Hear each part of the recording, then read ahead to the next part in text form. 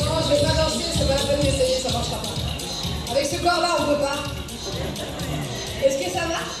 Ouais. Est-ce que quelqu'un peut fermer les portes? Qu'on n'ait pas l'impression que ce soit un moulin ici. Oh. Courant d'air aussi. J'aime bien, il y en a qui regardent avec leur téléphone. Ok, est-ce qu'il y en a qui m'ont déjà vu, qui me connaissent déjà? Tapez des mains si qui me connaissent déjà. Est-ce qu'il y en a qui étaient là les autres années? Tapez des mains. Il y en a pas beaucoup qui étaient déjà là, donc je vais pouvoir raconter les mêmes histoires à peu près. J'adore. Non. Est-ce qu'il y a des enfants dans la salle?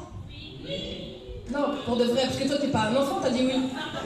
Ah, il y a des petits, donc il va falloir faire attention à ce que je raconte. C'était pour ça. Alors, écoutez, moi on m'a dit viens, je suis venue, et c'est tout, je pars. Non, et je vais essayer de vous raconter des choses pour ceux qui me connaissent pas, qui me découvrent ce soir. Je suis d'origine tunisienne, je m'appelle Samia Orozman. Je sais qu'il y a beaucoup de Marocains dans la salle. Et comme dans un sketch qui est passé au Jamel Comedy Club où j'ai dit que ma mère, elle me disait attention les Marocaines elles font le marabotage, la magie noire, la sorcellerie. Quand je suis passée à la télévision, en Tunisie, je me suis fait insulter par toutes les Marocaines qui m'ont dit mais pourquoi tu dis ça? J'ai dit c'est pas moi, c'est ma mère, c'est pas moi. Et le problème c'est qu'il n'y avait pas la fin de l'histoire. Tu vois, il n'y avait que le début de l'histoire, il n'y avait pas la fin. Je vais quand même vous raconter. Moi, ma maman, elle m'a toujours dit, donc tu fais attention, les Marocaines, jamais tu vas chez une Marocaine, les Marocaines, elles font du scratch. Je dis, mais n'importe quoi, maman. Tu t'es cru dans un Walt Disney ou quoi? Tu crois que la fille, elle est dans sa cuisine en train de faire salagadou, la maticabou, la pétépita, pétépita. Non, mais faut arrêter le délire. Et la première fois que je suis allée jouer au Maroc, à mon retour, elle m'attendait devant de la porte. Alors, c'était bien le Maroc? J'ai dit, maman, franchement, ils m'ont tellement bien accueilli que c'est fini, plus jamais je retournerai en vacances avec vous en Tunisie. Mes prochaines vacances, j'irai au Maroc. Elle m'a dit, voilà!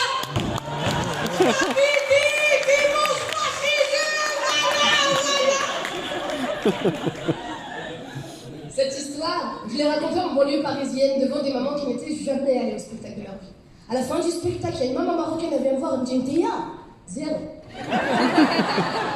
Tous, ils sont drôles, Ntia, zéro. Je dis, non, madame, j'ai rigolé, c'est un sketch. Elle m'a dit, c'est trop tard. C'est trop tard. Alors moi, je suis allée pleurer dans un coin. Je dis, mais pourquoi la dame, elle s'énerve? Mais moi, je rigolais, c'est un sketch. Il y a une autre maman, elle m'a attrapée par les épaules, elle a commencé à me secouer. Arrête de pleurer, arrête de pleurer. Regarde, moi, je suis marocaine. Quand tu as dit, on fait le marabotage, la sorcellerie, j'ai rien dit. J'ai rigolé. Tu sais pourquoi elle s'est énervée? Parce que elle, c'est vrai qu'elle en fait. Allez, ma fille, arrête de pleurer et prends un gâteau. C'est pas vrai tout ça. Il y a beaucoup de gens qui disent que les Marocaines elles font du maraboutage parce qu'il y a beaucoup d'hommes qui ont quitté leur femme pour partir avec une Marocaine. Donc celle qui s'est fait abandonner, elle dit non mais c'est parce qu'elle lui a fait de la sorcellerie, c'est comme ça qu'elle l'a attrapée. C'est pas vrai. Moi je suis allée au Maroc. J'ai vu comment les Marocaines se comportaient avec leur mari. Quand ils rentrent à la maison, elles sont au petit soin. Elle leur prépare des bons petits plats. Elle s'occupe bien de lui. Je vous jure, quand j'ai vu tout ça, moi je voulais épouser une Marocaine.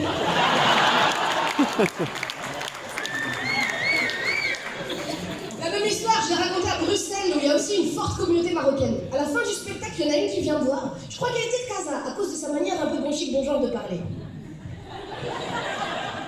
Excuse-moi. Oh, moi, je voulais te dire, ton spectacle, c'est pas mal, hein, c'est très rigolo. Sauf le passage sur les Marocaines. Franchement, c'est pas drôle. Alors, je te conseille, hein, c'est mieux si tu l'enlèves. D'accord, je vais dire ma chérie. Je sais où tu vas jouer la semaine prochaine. Et je serai là. Voilà. Donc c'est mieux pour toi si tu l'enlèves. Tu as compris? Et voilà.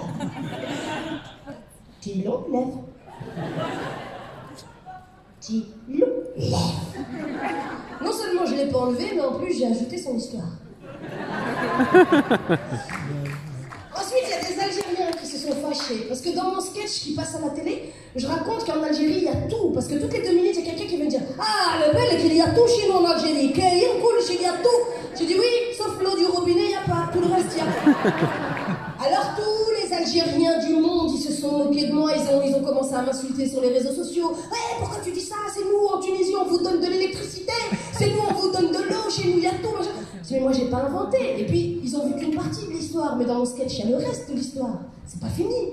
Mais au Jamel Comedy Club, quand tu passes, tu peux faire que 8 minutes. Donc, t'as pas le droit de développer sur sur chacun. Ce qu'il faut savoir, c'est que moi, quand je suis allée jouer en Algérie, pour leur faire plaisir, je me suis habillée aux couleurs du drapeau algérien.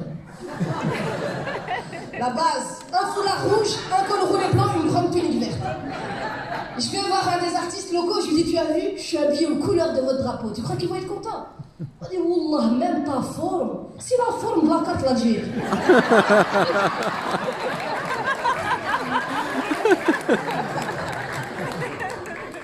C'est incroyable. Moi, ce qui m'a frappé surtout en Algérie, c'est leur sens du tourisme. Mais les gars sont incroyables.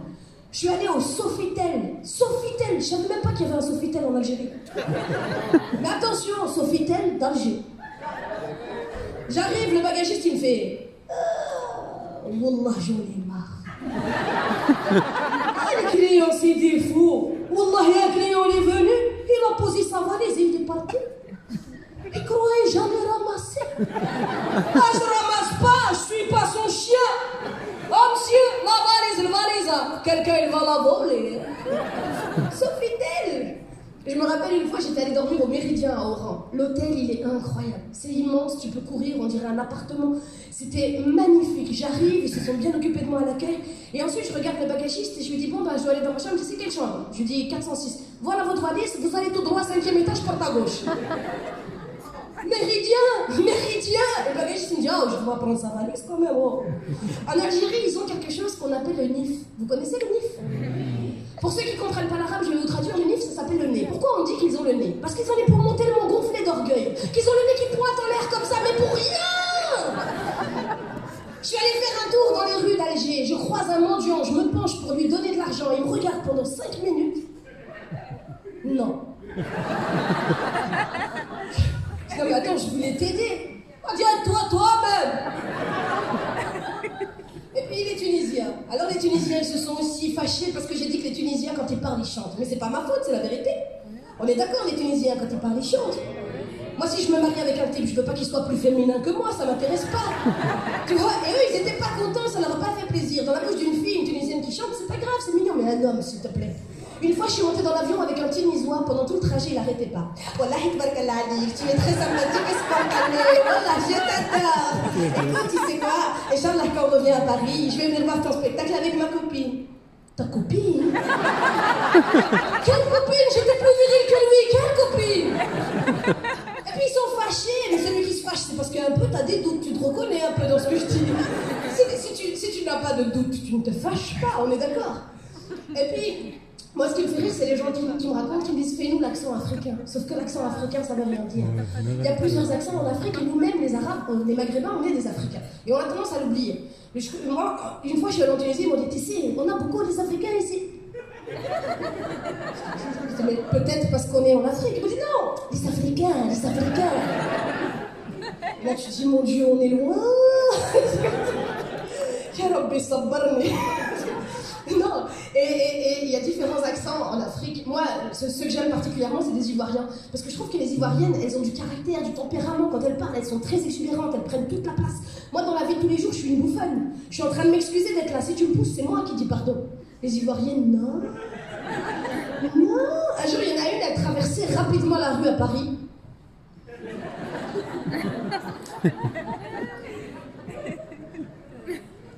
Et un Parisien qui s'énerve, là, avance, dépêche-toi, tu bloques le passage, là, dépêche-toi. Je n'avance pas, là. Je n'avance pas, tu vas faire quoi? Je dis, non, mais t'es pas contente, t'as qu'à rentrer dans ton pays, ok? On rentrera chez nous quand vous nous aurez rendu ce que vous nous avez volé.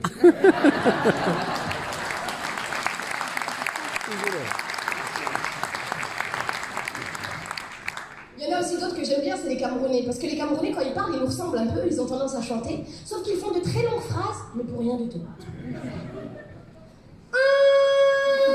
Ce qui concerne le conflit qui se sont précédemment produits dans le cadre même de ce café. Tu dis mon frère, tout ça pour dire ça. Et puis elles sont drôles les Camerounaises. Une fois je suis montée dans un covoiturage avec une Camerounaise et pendant tout le trajet j'ai fait que pleurer de rire. Moi les gens me disent comment tu fais pour écrire? J'écris pas. Je raconte ce qui m'est arrivé, c'est tout, j'ai pas besoin d'inventer. Les gens dans la vie de tous les jours ils sont drôles. Attends.